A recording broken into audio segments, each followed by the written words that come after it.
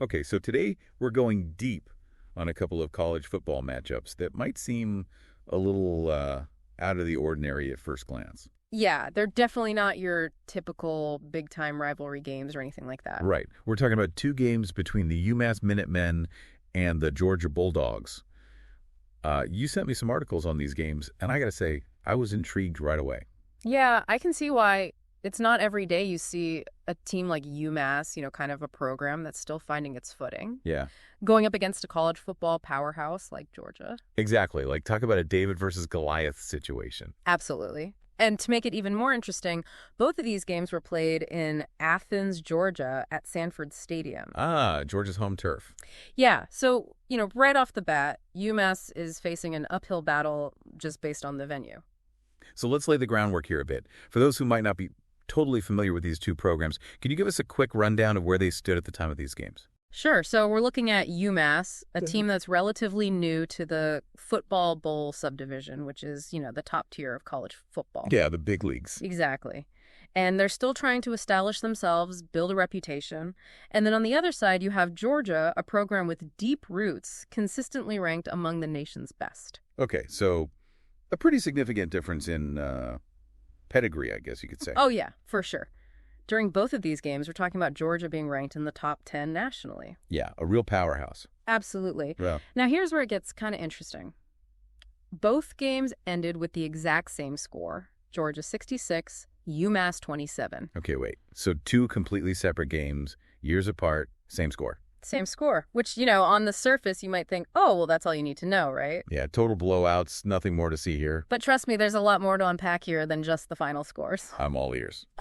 Okay, so let's rewind to the first matchup. This was in 2018, right? 2018. Yep, Georgia was ranked 5th in the nation at the time, and they just absolutely dominated, racking up a mind-boggling 701 total yards on offense. Wow, 701.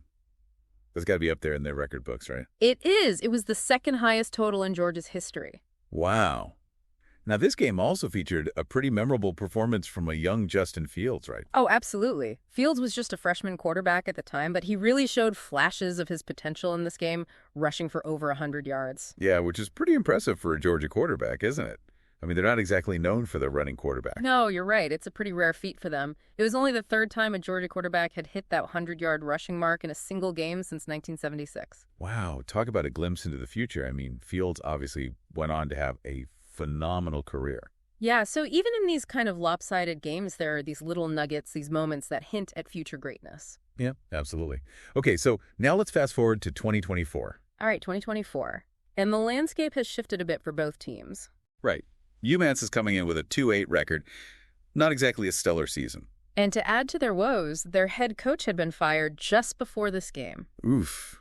Yeah, not ideal. Meanwhile, Georgia's still a dominant force, sitting at number 8 in the national rankings. So again, we're looking at a pretty clear mismatch, at least on paper. For sure.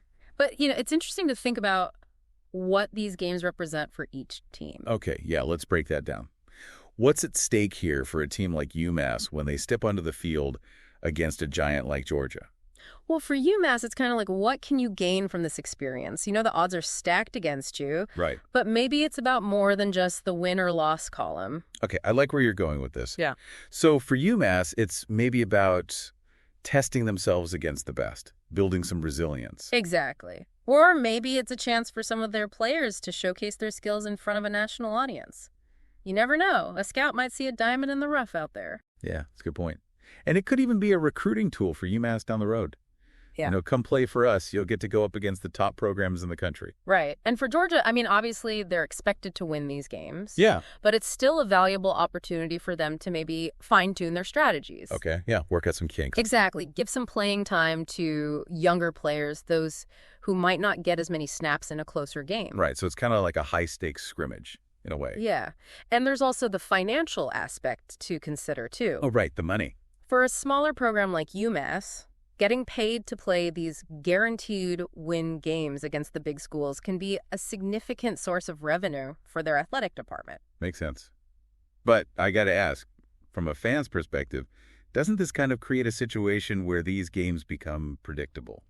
Yeah, I can see that point of view, and it definitely raises some questions about competitive balance in college football. Right. Like, Yeah.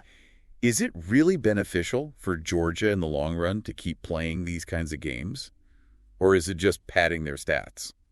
That's the big question, isn't it? And it's something that people are debating more and more these days. It's interesting to think about, okay, so we've got these two seemingly mismatched teams, two identical scores, but when you peel back the layers, there's actually a whole lot more going on here. Yeah, for sure. We've got these underlying storylines about player development, financial realities, the whole idea of competitive balance in college football. And it really makes you think about the bigger picture, right? Like, what's the role of these kinds of matchups in the evolving landscape of college football? Right. Are they just a necessary evil, or are they something that needs to be re-examined, maybe even restructured?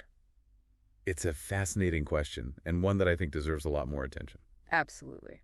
Well, on that note, we've reached the end of our deep dive. But I think we've given everyone plenty to think about. I hope so. Thanks for joining me. Until next time. Today is your lucky day. Today is the day that our $3 website works for you, paying you directly to your PayPal daily. Imagine $3 ongoing continuous payments to your PayPal account. Imagine falling asleep and waking up to $300 in your PayPal account. How would this make you feel? How could this help you? What bills could you pay? What kind of fun could you have? What does that retirement look like now? All for a one-time payment of $3. This website is DFY done for you, fully built and completely hosted, and never stops collecting payments for you. You have spent $3 on coffee on a regular, but that coffee won't help you create multiple streams of income. Click the link below.